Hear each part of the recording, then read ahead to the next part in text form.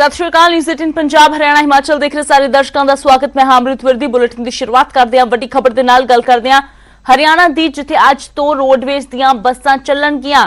जी हां, अज तो सड़कों ते बसां रोडवेज दीयां दौड़दियां होईयां नजर आउणगियां। हालांकि सिर्फ चोणवे रूट्स ते ही ये बसां शुरुआत दे विच चलाईयां जाणगियां ते इस दे लई बस स्टैंड ते खास तौर ते व्यवस्था की गई है। ऑनलाइन पोर्टल के जरिए ही टिकट बुक करनी होगी, यानी कि बस स्टैंड से जाके टिकट काउंटर तो टिकट नहीं मिल सकती। ऑनलाइन पोर्टल के जरिए ही टिकट बुक करनी होगी। इस तो अलावा बसां के अंदर बैठण के इंतजामां की गल की जाए तो एक बस के 30 मुसाफिर ही बैठ सकणगे। लोगों की सहूलत को देखते हुए फैसला लिया गया है, क्योंकि कई लोग काफ़ी लंबे समय तो फसे हुए सी, अपने घरां नूं जाण नूं, अपनी मंजिलां नूं जाण दे लई इंतजार कर रहे सी, पर रेल सेवा बस सेवा बंद होने कारण वो फसे हुए सी। तां हुण हरियाणा दे विच कुछ 94 रूटां ते बसां शुरू कीतियां जा रहीआं ने। अज रवाना होने तो पहलां बसां नूं सैनिटाइज कर लिया गया है। थर्मल स्कैनिंग तो बाद ही मुसाफिर बस दे विच जाणगे। बाकायदा मार्किंग की गई है, जिथे दूरी ते मुसाफिरां नूं खड़ना होवेगा ते रस्ते दे विच बस किसी भी स्टॉप ते नहीं रुकेगी, निर्धारित जगह ते ही जाके रुकेगी। मनोज कुमार मेरे सहयोगी लाइव जुड़े हुए ने। तां मनोज, अज तो हरियाणा दीयां बसां दा जिहड़ा चक्का दौड़दा नजर आवेगा। फिलहाल किन्नियां बसां जिहड़ियां वो किथे किथे दे लई रवाना हो रही ने, तां किन्ने की मुसाफिर जिहड़े ने पहुंच रहे ने? देखिए अमृत, बिल्कुल पंचकुला से पहली जो बस है वो शुरू होने वाली है और पहली जो बस है वो पंचकुला से सिरसा के लिए चलेगी। ये बस देखिए बिल्कुल चलने के लिए तैयार है, लेकिन इस बस में बैठने से पहले यात्रियों की थर्मल स्कैनिंग की गई है। यहाँ पर आप देखेंगे कि थर्मल स्कैनिंग करने के लिए बाकायदा परिवहन विभाग की तरफ से व्यवस्था की गई है। पीपी किट पहनकर जो परिवहन विभाग के कर्मचारी हैं वो थर्मल स्कैनिंग कर रहे हैं। उनके हाथ में सैनिटाइजर है। बस में चढ़ने से पहले सैनिटाइज करवाया जाता है यात्रियों को, उनको मास्क पहनने के लिए कहा जाता है और उसके बाद ही बस में उनको बैठने की जो अनुमति है वो दी जाती है। सुबह 8 बजे का समय था। हालांकि 5 मिनट और इंतज़ार करने के लिए कहा गया है, क्योंकि इस वक्त जो ट्रांसपोर्टेशन की व्यवस्था है वो उतनी बेहतर नहीं है। इसीलिए जो बस है ये 8:05 पर चलेगी। और अब हम आपको बस के अंदर लिए चलते हैं। जो बस है ये पंचकुला से सिरसा जाएगी और जो यात्री हैं आप देखेंगे कि अपने अपने स्थान पर बैठ चुके हैं। हालांकि जो निर्धारित संख्या है वो 30 की है, लेकिन इस बस में अभी हमें काफ़ी जो यात्रियों की संख्या है वो कम दिखाई दे रही है, क्योंकि पहला दिन है, पहली बस है।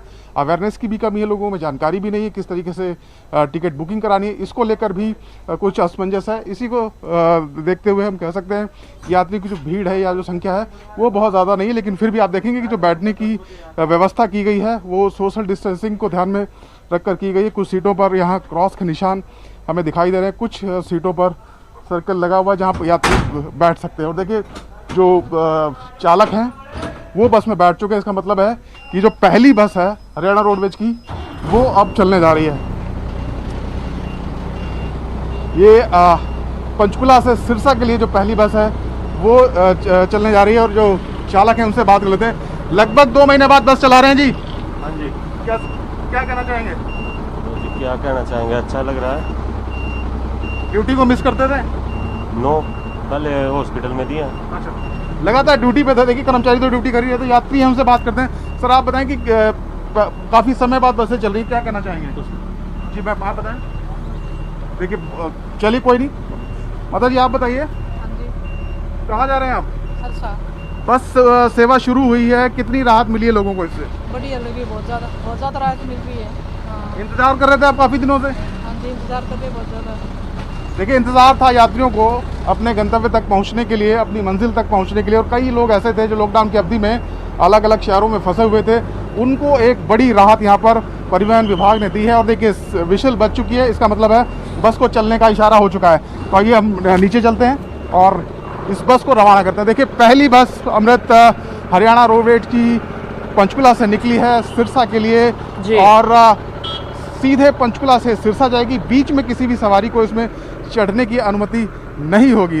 तो हरियाणा रोडवेज का पहिया जो पिछले करीब 52 दिनों से रुका हुआ था आज फिर से चल रहा है, चल पड़ा। और जो पहली बस है निकल चुकी है पंचकुला रोडवेज डिपो से सिरसा के लिए। और इसी तरीके से करीब 9 मार्गों पर जो रोडवेज की बसें हैं वो चलाई जाएंगी अलग अलग मार्गों पर। अम्बाला हो, चाहे सिरसा हो, फतेहाबाद, महेंद्रगढ़, नारनौल, रेवाड़ी, कैथल, सभी के लिए जो बसें हैं वो चलनी शुरू हो जाएंगी। जी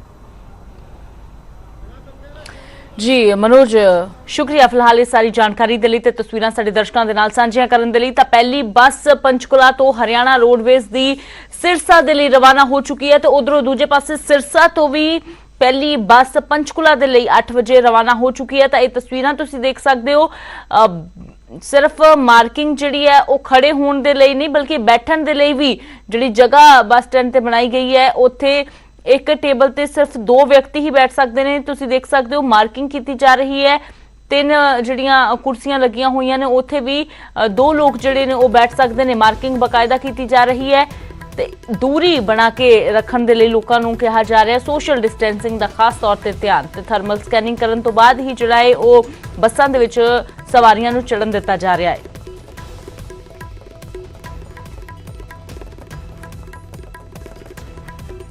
ਤੇ ਅਗਲੀ ਵੱਡੀ ਖਬਰ ਦਾ ਰੁਖ ਕਰਦੇ ਹਾਂ, ਗੱਲ ਕਰਦੇ ਹਾਂ ਲੁਧਿਆਣਾ ਦੀ। ਲੁਧਿਆਣਾ ਦੇ ਵਿੱਚ ਕੋਰੋਨਾ ਦਾ ਕਹਿਰ ਰੁਕਣ ਦਾ ਨਾਮ ਨਹੀਂ ਲੈ ਰਿਹਾ। ਮਾਮਲਿਆਂ ਦੇ ਵਿੱਚ ਲਗਾਤਾਰ ਵਾਧਾ ਹੋ ਰਿਹਾ ਹੈ। ਹੌਟਸਪੌਟ ਲੁਧਿਆਣਾ ਦੇ ਵਿੱਚ 17 ਹੋਰ ਨਵੇਂ ਕੇਸ ਸਾਹਮਣੇ ਆਏ ਨੇ। ਆਰਪੀਐਫ ਦੇ ਜਵਾਨ ਨੇ ਇਹ ਸਾਰੇ ਹੀ ਕੋਰੋਨਾ ਮਰੀਜ਼ ਤੇ ਹੁਣ ਤੱਕ ਲੁਧਿਆਣਾ ਦੇ ਵਿੱਚ 34 ਆਰਪੀਐਫ ਦੇ ਜਵਾਨ ਕੋਰੋਨਾ ਪੋਜ਼ਿਟਿਵ ਆ ਗਏ ਨੇ। ਇਸ ਤੋਂ ਪਹਿਲਾਂ ਵੀ ਜਿਹੜਾ ਹੈ ਉਹ 17 ਆਰਪੀਐਫ ਦੇ ਜਵਾਨ ਪੋਜ਼ਿਟਿਵ ਪਾਏ ਗਏ ਤੇ ਹੁਣ 17 ਹੋਰ ਜਵਾਨ ਪੋਜ਼ਿਟਿਵ ਆਉਣ ਦੇ ਨਾਲ ਇਕੱਲੇ ਆਰਪੀਐਫ ਦੇ ਜਵਾਨਾਂ ਦਾ ਹੀ ਅੰਕੜਾ 34 ਹੋ ਗਿਆ ਹੈ। ਲੁਧਿਆਣਾ ਦੇ ਸਿਵਲ ਸਰਜਨ ਨੇ ਇਸ ਦੀ ਪੁਸ਼ਟੀ ਕੀਤੀ ਹੈ। ਤਾਂ ਲੁਧਿਆਣਾ ਦੇ ਵਿੱਚ ਲਗਾਤਾਰ ਜਿਹੜਾ ਕੋਰੋਨਾ ਦਾ ਕਹਿਰ ਵੱਧਦਾ ਜਾ ਰਿਹਾ ਹੈ, ਕੋਰੋਨਾ ਦੇ ਮਾਮਲੇ ਲਗਾਤਾਰ ਵੱਧਦੇ ਜਾ ਰਹੇ ਨੇ। ਰੇਲਵੇ ਪੁਲਿਸ ਜਿਹੜੀ ਹੈ ਉਸ ਦੇ ਜਵਾਨ ਪੋਜ਼ਿਟਿਵ ਆਏ ਨੇ। ਹੌਟਸਪੌਟ ਲੁਧਿਆਣਾ ਦੇ ਵਿੱਚ 17 ਹੋਰ ਨਵੇਂ ਮਰੀਜ਼ ਕੋਰੋਨਾ ਦੇ ਸਾਹਮਣੇ ਆਏ ਨੇ। ਸਿਵਲ ਸਰਜਨ ਦੇ ਵੱਲੋਂ ਪੁਸ਼ਟੀ ਕੀਤੀ ਗਈ ਹੈ। ਤਾਂ ਲੁਧਿਆਣਾ ਇੱਕ ਵੱਡਾ ਹੌਟਸਪੌਟ ਬਣਿਆ ਹੋਇਆ ਹੈ। ਲੁਧਿਆਣਾ ਦੇ ਵਿੱਚ ਕੋਰੋਨਾ ਦੇ ਨਵੇਂ ਮਾਮਲੇ ਨਿਤ ਸਾਹਮਣੇ ਆ ਰਹੇ ਨੇ।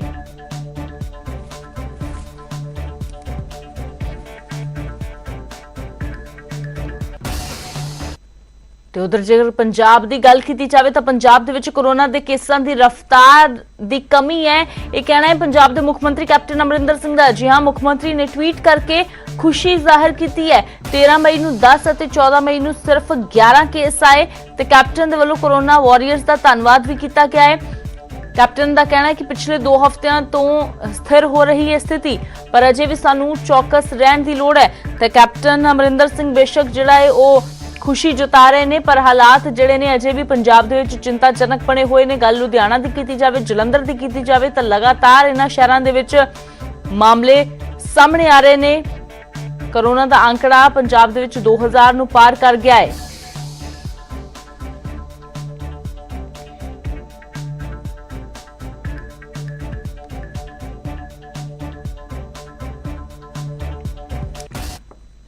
ਤੇ ਗੱਲ ਕਰਦੇ ਹਾਂ ਸਿੱਖਿਆ ਵਿਭਾਗ ਦੀ। ਸਕੂਲ ਬੰਦ ਨੇ, ਹਾਲਾਂਕਿ ਬੱਚਿਆਂ ਦੀ ਆਨਲਾਈਨ ਪੜ੍ਹਾਈ ਜਿਹੜੀ ਚੱਲ ਰਹੀ ਹੈ। ਤਾਂ ਸਿੱਖਿਆ ਵਿਭਾਗ ਦਾ ਅਹਿਮ ਫੈਸਲਾ ਆਇਆ ਹੈ।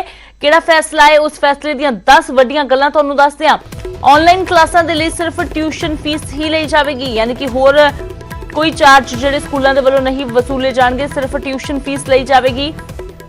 ਲਾਕਡਾਊਨ ਦੇ ਵਿਚਾਲੇ ਸਕੂਲਾਂ ਨੂੰ ਲੈ ਕੇ ਇਹ ਵੱਡਾ ਫੈਸਲਾ ਜਿਹੜਾ ਕੀਤਾ ਗਿਆ ਹੈ। ਪੰਜਾਬ ਸਰਕਾਰ ਨੇ ਸਕੂਲਾਂ ਨੂੰ ਨਿਰਦੇਸ਼ ਜਾਰੀ ਕੀਤੇ ਨੇ। ਨਿਊਜ਼ 18 ਤੇ ਸਿੱਖਿਆ ਮੰਤਰੀ ਵਿਜੇ ਇੰਦਰ ਸਿੰਗਲਾ ਨੇ ਜਾਣਕਾਰੀ ਦਿੱਤੀ ਹੈ ਕਿ ਸਿਰਫ ਆਨਲਾਈਨ ਕਲਾਸਾਂ ਦੀ ਟਿਊਸ਼ਨ ਫੀਸ ਲੱਗੇਗੀ। ਇਸ ਤੋਂ ਇਲਾਵਾ ਕੋਈ ਵਾਧੂ ਫੀਸ, ਕੋਈ ਵਾਧੂ ਚਾਰਜ ਨਹੀਂ ਲੈ ਸਕਣਗੇ ਸਕੂਲ। ਪੁਰਾਣੀ ਟਿਊਸ਼ਨ ਫੀਸ ਦੇ ਆਧਾਰ ਤੇ ਹੀ ਨਵੀਂ ਫੀਸ ਜਿਹੜੀ ਹੈ ਉਹ ਲਈ ਜਾਵੇਗੀ।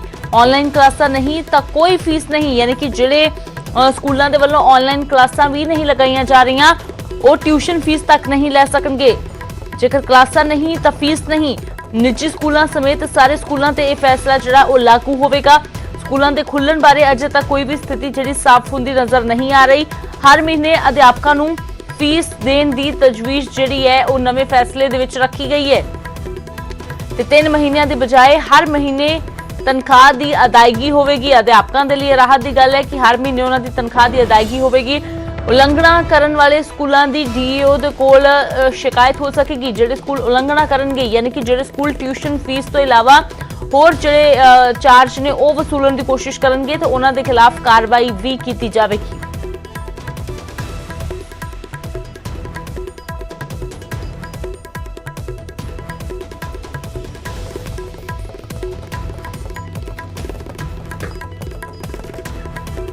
ਤਾਂ ਪੰਜਾਬ ਸਿੱਖਿਆ ਵਿਭਾਗ ਦਾ ਜਿਹੜਾ ਇਹ ਵੱਡਾ ਫੈਸਲਾ ਕਿ ਜਿਹੜੇ ਨਿੱਜੀ ਸਕੂਲ ਅਤੇ ਸਾਰੇ ਬਾਕੀ ਸਕੂਲ ਟਿਊਸ਼ਨ ਫੀਸ ਹੀ ਲੈਣਗੇ। ਤੇ ਇੱਕ ਹੋਰ ਵੱਡੀ ਗੱਲ ਕਿ ਜਿਹੜੇ ਸਕੂਲਾਂ ਦੇ ਵੱਲੋਂ ਆਨਲਾਈਨ ਕਲਾਸਾਂ ਬੱਚਿਆਂ ਦੀਆਂ ਲਗਾਈਆਂ ਜਾ ਰਹੀਆਂ ਨੇ, ਸਿਰਫ ਉਹੀ ਸਕੂਲ ਜਿਹੜੇ ਨੇ ਉਹ ਟਿਊਸ਼ਨ ਫੀਸ ਵਸੂਲ ਸਕਦੇ ਨੇ, ਲੈ ਸਕਦੇ ਨੇ। ਇਸ ਤੋਂ ਇਲਾਵਾ ਜਿਹੜੇ ਸਕੂਲਾਂ ਦੇ ਵੱਲੋਂ ਆਨਲਾਈਨ ਕਲਾਸਾਂ ਵੀ ਨਹੀਂ ਲਗਾਈਆਂ ਜਾ ਰਹੀਆਂ ਤਾਂ ਉਹ ਟਿਊਸ਼ਨ ਫੀਸ ਵੀ ਲੈਣ ਦੇ ਹੱਕਦਾਰ ਨਹੀਂ ਨੇ। ਤੇ ਜੇਕਰ ਟਿਊਸ਼ਨ ਫੀਸ ਤੋਂ ਇਲਾਵਾ ਹੋਰ ਕੋਈ ਚਾਰਜ ਮੰਗਿਆ ਜਾਵੇਗਾ ਤਾਂ ਉਹਨਾਂ ਸਕੂਲਾਂ ਦੇ ਖਿਲਾਫ ਕਾਰਵਾਈ ਵੀ ਹੋਵੇਗੀ।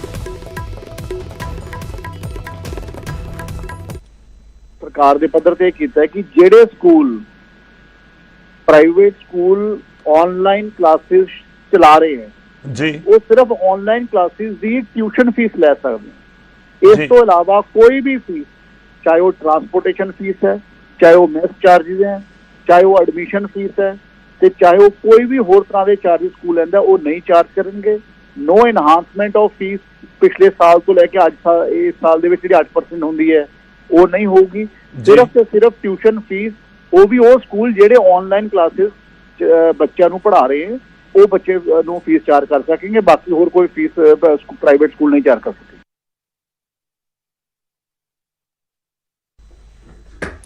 ਤਾਂ ਇੱਕ ਹੋਰ ਵੱਡੀ ਗੱਲ ਜਿਹੜੀ ਸਿੱਖਿਆ ਮੰਤਰੀ ਦੇ ਵੱਲੋਂ ਕਹੀ ਗਈ ਹੈ ਕਿ ਕੋਈ ਇਨਹੈਂਸਮੈਂਟ ਨਹੀਂ, ਯਾਨੀ ਕਿ ਕੋਈ ਵਾਅਦਾ ਨਹੀਂ ਕੀਤਾ ਜਾ ਰਿਹਾ। ਹਰ ਸਾਲ ਸਕੂਲਾਂ ਦੇ ਵੱਲੋਂ ਫੀਸ ਜਿਹੜੀ ਵਧਾਈ ਜਾਂਦੀ ਹੈ 8% ਦੇ ਹਿਸਾਬ ਦੇ ਨਾਲ, ਤੇ ਉਹ ਵੀ ਨਹੀਂ ਵਧਾਈ ਜਾਵੇਗੀ।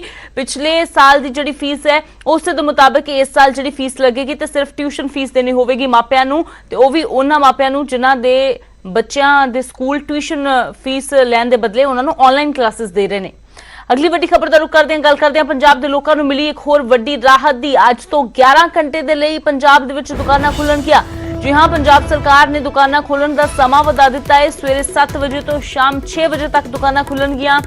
ਇਸ ਦੇ ਲਈ ਪੰਜਾਬ ਦੇ ਸਾਰੇ ਡੀਸੀਜ਼ ਨੂੰ ਹੁਕਮ ਜਾਰੀ ਕਰ ਦਿੱਤੇ ਗਏ ਨੇ ਤੇ ਹੁਕਮ ਫੌਰੀ ਤੌਰ ਤੇ ਲਾਗੂ ਹੋਣਗੇ।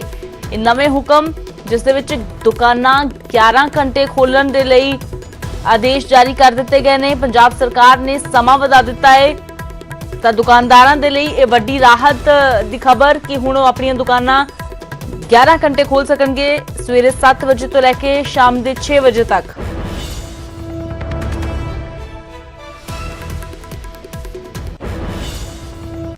ਤੇ ਉਧਰ ਪੰਜਾਬ ਦੇ ਵਿੱਚ ਠੇਕੇ ਖੁੱਲਣ ਤੇ ਅਜੇ ਵੀ ਜਿਹੜਾ ਹੈ ਉਹ ਰੇੜਕਾ ਬਰਕਰਾਰ ਹੈ। ਕਿਤੇ ਠੇਕੇ ਬੰਦ ਨੇ ਤਾਂ ਹਾਲਾਂਕਿ ਕਿਤੇ ਖੁੱਲੇ ਵੀ ਹੋਏ ਨੇ। ਕਈ ਠੇਕੇਦਾਰ ਨਵੀਂ ਪਾਲਿਸੀ ਤੋਂ ਨਾਖੁਸ਼ ਨੇ, ਜਦਕਿ ਕਈਆਂ ਨੂੰ ਜਿਹੜਾ ਪ੍ਰਸ਼ਾਸਨ ਦੇ ਵੱਲੋਂ ਮਨਾ ਲਿਆ ਗਿਆ ਹੈ। ਗੁਰਦਾਸਪੁਰ, ਬਰਨਾਲਾ ਤੇ ਮੋਗਾ ਦੇ ਵਿੱਚ ਠੇਕੇ ਖੁੱਲੇ ਹੋਏ ਨੇ। ਗੁਰਦਾਸਪੁਰ ਦੇ ਵਿੱਚ ਅੱਜ ਪ੍ਰਸ਼ਾਸਨ ਮੀਟਿੰਗ ਵੀ ਕਰੇਗਾ ਠੇਕੇਦਾਰਾਂ ਦੇ ਨਾਲ, ਜਿਸ ਦੇ ਵਿੱਚ ਠੇਕੇਦਾਰ ਆਪਣੀਆਂ ਮੁਸ਼ਕਲਾਂ ਦੱਸਣਗੇ ਤੇ ਪ੍ਰਸ਼ਾਸਨ ਉਹਨਾਂ ਨੂੰ ਇਹੀ ਜਿਹੜੀ ਹੈ ਅਪੀਲ ਕਰ ਰਿਹਾ ਹੈ ਕਿ ਉਹ ਠੇਕੇ ਖੋਲਣ, ਕਿਉਂਕਿ ਸਰਕਾਰ ਵੀ ਲਗਾਤਾਰ ਕੋਸ਼ਿਸ਼ ਕਰ ਰਹੀ ਹੈ ਕਿ ਸਾਰੇ ਠੇਕੇ ਪੰਜਾਬ ਦੇ ਵਿੱਚ ਖੁੱਲ ਜਾਣ। ਪਰ ਠੇਕੇਦਾਰ ਆਪਣੀਆਂ ਮੰਗਾਂ ਨੂੰ ਲੈ ਕੇ ਜਿਹੜੇ ਅੜੇ ਹੋਏ ਨੇ ਤੇ ਉਹਨਾਂ ਦਾ ਕਹਿਣਾ ਹੈ ਕਿ ਜਦੋਂ ਤੱਕ ਸਰਕਾਰ ਸਾਡਾ ਸਹਿਯੋਗ ਨਹੀਂ ਕਰਦੀ ਅਸੀਂ ਠੇਕੇ ਨਹੀਂ ਖੋਲਾਂਗੇ। ਤੇ ਕੁਝ ਠੇਕੇਦਾਰ ਅਜਿਹੇ ਵੀ ਨੇ ਜਿਹੜੇ ਨਵੀਂ ਪਾਲਿਸੀ ਤੋਂ ਨਾਖੁਸ਼ ਨੇ।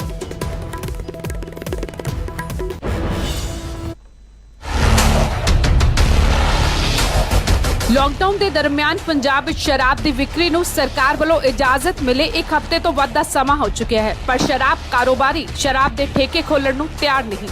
शराब कारोबारी एक्साइज पॉलिसी विच बदलाव चाहते हैं, क्योंकि मौजूदा पॉलिसी कोरोना के कहर तो पहले दी है। कोरोना कारण होटल, रेस्टोरेंट, मैरिज पैलेस अहाते सब बंद पे ने, जिसका सीधा असर शराब कारोबारियों की कमाई ते पै रहा है। सो लिहाजा पॉलिसी विच बदलाव तो बिना शराब के ठेके खोलण तो कारोबारियों ने साफ इनकार कर दिता है। पूरे पंजाब की गल करते हैं तो 99% ठेकेदार ਜਿਹੜੇ ਇਸ ਵੇਲੇ ਠੇਕੇ ਨਾ ਖੋਲਣ ਦੇ ਹੱਕ ਦੇ ਵਿੱਚ ਆ, ਕਿਉਂਕਿ ਜਿਹੜੀਆਂ ਪਾਲਿਸੀਆਂ ਬਣੀਆਂ ਸੀ ਕੋਵਿਡ-19 ਆਉਣ ਤੋਂ ਪਹਿਲਾਂ ਦੀਆਂ ਬਣੀਆਂ ਸੀ, ਉਦੋਂ ਪੰਜਾਬ ਦੇ ਹਾਲਾਤ ਬਹੁਤ ਵਧੀਆ ਸੀਗੇ। ਉਹਦੇ ਵਿੱਚ ਵੇਖੋ ਜੀ, ਸਾਡੇ ਪੈਲਸ ਖੁੱਲੇ ਸੀ, ਸਾਡੇ ਹੋਟਲ ਖੁੱਲੇ ਸੀਗੇ, ਬੀਅਰ ਬਾਰਾਂ ਸਾਡੀਆਂ ਖੁੱਲੀਆਂ ਸੀਗੀਆਂ ਜੀ। ਸਾਡੇ ਸਭ ਤੋਂ ਵੱਡੀ ਗੱਲ ਆ, ਸਾਡੇ ਹਾਤੇ ਖੁੱਲੇ, ਜਿਹਦੇ ਤੋਂ ਕਿ ਹਰ ਠੇਕੇਦਾਰ ਨੂੰ ਇੱਕ ਬਹੁਤ ਵੱਡੀ ਇਨਕਮ ਹੁੰਦੀ ਆ, ਜਿਹੜਾ ਕਿ ਇਨਕਮ ਦਾ ਪਾਰਟ ਮੰਨਿਆ ਜਾਂਦਾ ਹਾਤੇ ਨੂੰ। ਉਹਨਾਂ ਦੀਆਂ ਵੀ ਅਸੀਂ ਫੀਸਾਂ ਗਵਰਨਮੈਂਟ ਨੂੰ ਪੇ ਕਰਦੇ ਹਾਂ। सूबे सिर्फ 2 तो 3% ठेके ही खुले ने, पर वो भी घाटे ते जा रहे ने। ठेकेदारां दा इल्जाम है कि नाजायज तरीके नाल शराब लोकां दे घरां तक पहुंच रही है, जिस नाल ना सिर्फ शराब कारोबारियां सगों सरकार नूं भी वड्डा नुकसान हो रहा है अते इस ते लगाम लगनी चाहिए।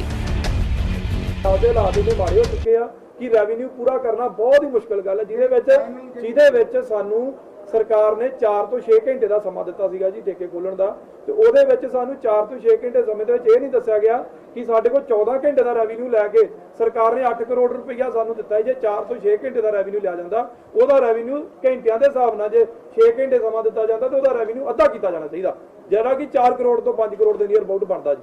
50% ਰੈਵਨਿਊ ਸਾਡਾ ਘਟਣਾ ਚਾਹੀਦਾ ਜੀ। ਕੋਰੋਨਾ ਦੇ ਕਾਰਨ ਸੂਬੇ ਦੀ ਅਰਥ ਵਿਵਸਥਾ ਨੂੰ ਵੱਡਾ ਨੁਕਸਾਨ ਪਹੁੰਚਿਆ ਹੈ। ਖੁਦ ਸੂਬੇ ਦੇ ਮੁੱਖ ਮੰਤਰੀ ਕੈਪਟਨ ਅਮਰਿੰਦਰ ਸਿੰਘ ਨੇ ਕੇਂਦਰ ਸਰਕਾਰ ਤੋਂ ਸ਼ਰਾਬ ਵਿਕਰੀ ਦੀ ਇਜਾਜ਼ਤ ਦੇਣ ਦੀ ਮੰਗ ਕੀਤੀ ਸੀ ਤਾਂ ਜੋ ਅਰਥਚਾਰੇ ਨੂੰ ਲੀਹ ਤੇ ਲਿਆਇਆ ਜਾ ਸਕੇ। 4 ਮਈ ਤੋਂ ਜਦੋਂ ਲਾਕਡਾਊਨ ਦੇ ਤੀਜੇ ਫੇਜ਼ ਦੀ ਸ਼ੁਰੂਆਤ ਹੋਈ, ਸ਼ਰਾਬ ਦੇ ਠੇਕੇ ਖੋਲ੍ਹਣ ਦੀ ਕੇਂਦਰ ਵੱਲੋਂ ਇਜਾਜ਼ਤ ਮਿਲ ਗਈ, ਪਰ ਪੰਜਾਬ ਦੇ ਸ਼ਰਾਬ ਕਾਰੋਬਾਰੀ ਆਪਣੀਆਂ ਮੰਗਾਂ ਨੂੰ ਲੈ ਕੇ ਠੇਕੇ ਨਾ ਖੋਲ੍ਹਣ ਤੇ ਅੜੇ ਹੋਏ ਨੇ। ਅੰਮ੍ਰਿਤਸਰ ਤੋਂ ਰਾਜੀਵ ਸ਼ਰਮਾ ਦੇ ਨਾਲ ਬਿਊਰੋ ਰਿਪੋਰਟ, ਨਿਊਜ਼ 18। ਤੇ ਉਧਰ ਲੁਧਿਆਣਾ ਦੀ ਗੱਲ ਕਰਦੇ ਹਾਂ, ਜਿੱਥੇ ਛੋਟੇ ਉਦਯੋਗਾਂ ਨੂੰ ਮਨਜ਼ੂਰੀ ਦੇ ਦਿੱਤੀ ਗਈ ਹੈ। ਮੁੱਖ ਮੰਤਰੀ ਨੇ ਹੁਕਮ ਜਾਰੀ ਕੀਤੇ ਨੇ ਕਿ ਛੋਟੀ ਇੰਡਸਟਰੀ ਜਿਹੜੇ ਛੋਟੇ ਉਦਯੋਗ ਨੇ ਉਹ ਖੁੱਲ ਸਕਦੇ ਨੇ। ਨਾਨ ਕੰਟੇਨਮੈਂਟ ਇਲਾਕਿਆਂ ਦੇ ਵਿੱਚ ਇੰਡਸਟਰੀ ਹੁਣ ਖੁੱਲੇਗੀ। ਕੈਪਟਨ ਦੇ ਮੁਤਾਬਿਕ ਛੋਟੇ ਉਦਯੋਗਾਂ ਤੇ ਹੀ ਨਿਰਭਰ ਨੇ ਵੱਡੇ ਉਦਯੋਗ, ਜਿਸ ਲਈ ਛੋਟੇ ਉਦਯੋਗਾਂ ਦਾ ਸ਼ੁਰੂ ਹੋਣਾ ਜ਼ਰੂਰੀ ਹੈ। ਜ਼ਿਲ੍ਹਾ ਪ੍ਰਸ਼ਾਸਨ ਨੂੰ ਇਜਾਜ਼ਤ ਦੇਣ ਦੇ ਹੁਕਮ ਜਿਹੜੇ ਨੇ ਉਹ ਦੇ ਦਿੱਤੇ ਗਏ ਨੇ। ਤਾਂ ਹੁਣ ਸਨਅਤੀ ਸ਼ਹਿਰ ਲੁਧਿਆਣਾ ਜਿਹੜਾ ਇੰਡਸਟਰੀ ਦਾ ਵੱਡਾ ਹੱਬ ਮੰਨਿਆ ਜਾਂਦਾ ਹੈ, ਉੱਥੇ ਹੁਣ ਨਾਨ ਕੰਟੇਨਮੈਂਟ ਇਲਾਕਿਆਂ ਦੇ ਵਿੱਚ ਇੰਡਸਟਰੀ ਖੁੱਲੇਗੀ। ਛੋਟੇ ਉਦਯੋਗਾਂ ਤੇ ਨਿਰਭਰ ਨੇ ਵੱਡੇ ਉਦਯੋਗ, ਇਹ ਕੈਪਟਨ ਦਾ ਕਹਿਣਾ ਹੈ। ਲੁਧਿਆਣਾ ਵੱਡਾ ਹੌਟਸਪੌਟ ਬਣਿਆ ਹੋਇਆ ਹੈ, ਇਸ ਲਈ ਪੂਰੇ ਸ਼ਹਿਰ ਦੇ ਵਿੱਚ ਜਿਹੜਾ ਹੈ ਉਹ ਅਜੇ ਵੀ ਸਖਤੀ ਦੇ ਨਾਲ ਕਰਫਿਊ ਹੈ। ਦੁਕਾਨਾਂ ਉੱਥੇ ਹੀ ਖੋਲੀਆਂ ਜਾਣਗੀਆਂ ਜਿੱਥੇ ਨਾਨ ਕੰਟੇਨਮੈਂਟ ਇਲਾਕਾ ਹੈ, ਰੈੱਡ ਜ਼ੋਨ ਹੈ। ਜਿੱਥੇ ਕੰਟੇਨਮੈਂਟ ਏਰੀਆ ਹੈ ਉੱਥੇ ਕਿਸੇ ਵੀ ਤਰ੍ਹਾਂ ਦੀ ਕੋਈ ਰਾਹਤ ਜਿਹੜੀ ਹੈ ਉਹ ਨਹੀਂ ਦਿੱਤੀ ਜਾਵੇਗੀ।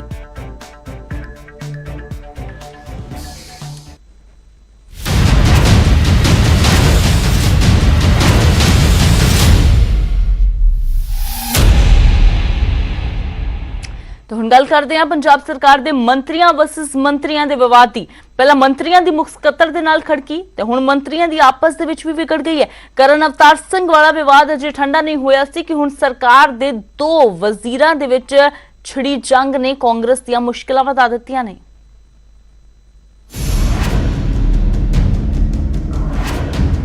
कांग्रेस के मंत्रियों च चल रही लुकवी जंग हुण खुल के सामने आ चुकी है।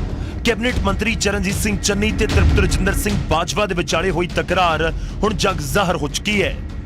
बाजवा ने मीडिया च आके इस विवाद ते पर्दा पाउण दी कोशिश की, पर चन्नी ने उसदे पाज उधेड़ के रख दिते। बाजवा मीडिया च दावा करते रहे कि चन्नी दे नाल उन्हां दी कोई तकरार होई ही नहीं, पर चन्नी ने बाजवा दे दावियां नूं झूठा दसदियां खुलेआम कहा कि बाजवा ने धमकी दित्ती सी। चन्नी मेरा कुलीग आ ते गुरुआं नूं मनण वाले आ, गुरु ग्रंथ साहब नूं मनण वाले आ। एक नूर से सब जग उपजे, कौन भले कौन मंदे, रंगरेटे गुरु के बेटे, सब कुछ सुनिया होया निक्के निक्के होंदियां तो। कांग्रेस की सियासत जमांदरू करते आ रहे हैं। कदे ये तो गल दिमाग च आई नहीं भी वो ऐसी है तो उन्होंने दबके मारना। मैं क्यों दबके मारना सी, मेरा सत्कारयोग भरा वा कि मैं चमकौर साहब की धरती तो MLA है। चमकौर साहब गुरु गोबिंद सिंह की चरण छोह प्राप्त धरती है। गुरु गोबिंद सिंह जिहड़े निमाणियां दा मान है, निताणियां दा ताण है। उन्हां दे बड़े साहिबजादे उत्थे शहीद होए है। मैं उन्होंने हाज़र नाज़र जान के कहना है कि जिन्नी तुसी गल कह रहे सारी सच है। वो मेरे घर भी आए सी, उन्होंने ये गल्लां मैनूं कहियां भी सी, और मैं ये भी कहा कि जे अज मेरे ते परचा दर्ज कराना चाहते हैं तो पहला परचा दर्ज करा लो, उसके बाद आपां देखांगे जो कुछ होना है। लेकिन किसी तरह के दबाव की राजनीति है जिहड़ी वो नहीं होनी चाहिए। इस विवाद के दलित मुद्दा बन जाण ते तृप्त रजिंदर सिंह बाजवा एक कह के सफाई दिंदे रहे कि वो दलितां दा सन्मान करदे ने। चन्नी देवी नाल वो खड़े ने, पर चन्नी दे तेवर बहुत वखरे ने। बाकी मेरी हाईकमांड है, दूजे सुनील जाखड़ जी मेरे प्रधान ने, कैप्टन अमरिंदर सिंह मेरे लीडर ने, वो मैनू सद के पुछ लैण, चन्नी जी नूं सद लांगे, आमो सामने बह गल कर लांगे। इहो जिहा कोई मसला नहीं है। जिस तरह की गल बाहर निकली है, जोगिंदरपाल जी साडे दीनानगर जब पोए दे MLA ने, मेरा ख्याल मैं जे जिले के जिन्ने वध पैसे जोगिंदरपाल जी नूं दित्ते हैं मैं किसी होर MLA नूं दित्ते ही नहीं। ਸੋ ਜੋਗਿੰਦਰਪਾਲ ਜੀ ਚਲੋ ਕਿਸੇ ਹੋਰ ਐਂਗਲ ਤੋਂ ਬੋਲਦੇ ਨੇ, ਉਹ ਗੱਲ ਛੱਡੋ, ਪਰ ਮੈਂ ਤਾਂ ਕੋਈ ਉਹਦੇ ਨਾਲ ਇਹੋ ਜਿਹੀ ਗੱਲ ਹੋਈ ਤੇ ਐਸੀ ਵੀਰ ਆ। ਬਹੁਤ ਸਾਰੇ ਐਮਐਲਏ ਮੇਰੇ ਹੱਕ ਦੇ ਵਿੱਚ ਇਸ ਗੱਲ ਦੇ ਵਿੱਚ ਆ ਕੇ ਖੜੇ ਹੈ। ਓਪੋਜੀਸ਼ਨ ਪਾਰਟੀਆਂ ਦੇ ਪਾਰਟੀ ਲੈਵਲ ਤੋਂ ਉੱਪਰ ਉੱਠ ਕੇ ਐਮਐਲਏਆਂ ਨੇ ਮੇਰਾ ਹੱਕ ਪੂਰਿਆ ਹੈ। ਮੈਨੂੰ ਭਗਵੰਤ ਮਾਨ ਜੀ ਦਾ ਵੀ ਟੈਲੀਫੋਨ ਆਇਆ, ਆਮ ਆਦਮੀ ਪਾਰਟੀ ਨੇ ਵੀ ਪ੍ਰੈਸ ਕਾਨਫਰੰਸ ਕਰਤੀ ਹੈ, ਅਕਾਲੀਆਂ ਦੇ ਕੁਝ ਲੀਡਰ ਵੀ ਮੇਰੇ ਹੱਕ ਵਿੱਚ ਬੋਲੇ ਹੈ। ਮੇਰੀ ਪਾਰਟੀ ਦੇ ਲਗਭਗ ਸਾਰੇ ਐਮਐਲਏਆਂ ਦੇ ਟੈਲੀਫੋਨ ਮੈਸੇਜ ਜਾਂ ਉਹ ਟੀਵੀ ਤੇ ਬੋਲੇ ਹੈ।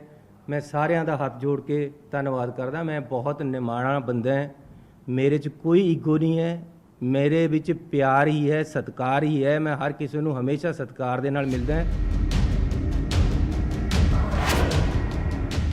ਚੰਨੀ ਦਾ ਗੁੱਸਾ ਇੱਥੇ ਹੀ ਠੰਡਾ ਨਹੀਂ ਹੋਇਆ। ਚੰਨੀ ਨੇ ਦਾਅਵਾ ਕੀਤਾ ਕਿ ਉਸ ਨੂੰ ਆਪਣਿਆਂ ਦੇ ਨਾਲ ਵਿਰੋਧੀਆਂ ਦੀ ਵੀ ਹਿਮਾਇਤ ਹੈ ਤੇ ਜੇ ਕਰਫਿਊ ਨਾ ਹੁੰਦਾ ਪੰਜਾਬ 'ਚ ਤਾਂ ਚੰਨੀ ਦੀ ਤਾਕਤ ਦਾ ਪਤਾ ਲੱਗ ਜਾਣਾ ਸੀ। ਮੈਂ ਕੋਈ ਈਗੋਇਸਟਿਕ ਬੰਦਾ ਨਹੀਂ, ਮੇਰੇ ਅੰਦਰ ਕੋਈ ਕਿਸੇ ਦੇ ਪ੍ਰਤੀ ਵਿਰੋਧ ਭਾਵ ਨਹੀਂ ਹੈ। ਮੈਂ ਤੁਹਾਡਾ ਸਾਰਿਆਂ ਦਾ ਪੈਰੀ ਹੱਥ ਲਾ ਕੇ ਧੰਨਵਾਦ ਕਰਦਾ ਕਿ ਤੁਸੀਂ ਮੇਰੇ ਨਾਲ ਇੰਨੇ ਲੋਕ ਖੜੇ ਹੋ।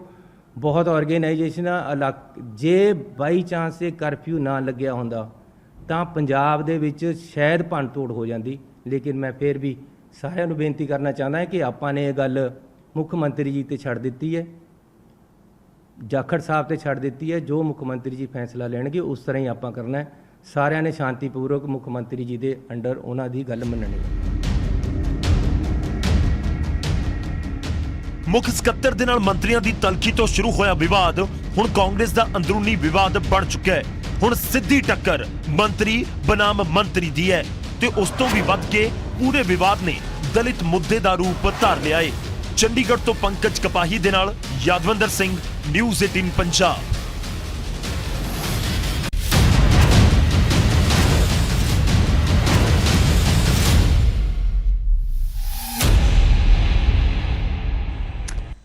ਤਾਂ ਮੰਤਰੀ ਬਨਾਮ ਮੰਤਰੀ ਦਾ ਇਹ ਵਿਵਾਦ ਜਿਹੜਾ ਹੁਣ ਭਖਦਾ ਜਾ ਰਿਹਾ। ਬੇਸ਼ੱਕ ਤ੍ਰਿਪਤ ਰਜਿੰਦਰ ਬਾਜਵਾ ਨੇ ਮੀਡੀਆ ਦੇ ਅੱਗੇ ਆਣ ਕੇ ਆਪਣੇ ਤੇ ਲੱਗੇ ਇਲਜ਼ਾਮਾਂ ਨੂੰ ਨਕਾਰਿਆ, ਪਰ ਦੂਜੇ ਪਾਸੇ ਚਰਨਜੀਤ ਚੰਨੀ ਨੇ ਹੁਣ ਮੋਰਚਾ ਖੋਲਿਆ ਹੈ। ਫਿਲਹਾਲ ਇੱਕ ਛੋਟੇ ਜਿਹੇ ਬ੍ਰੇਕ ਦੇ ਲਈ ਰੁਕਦੇ ਹਾਂ।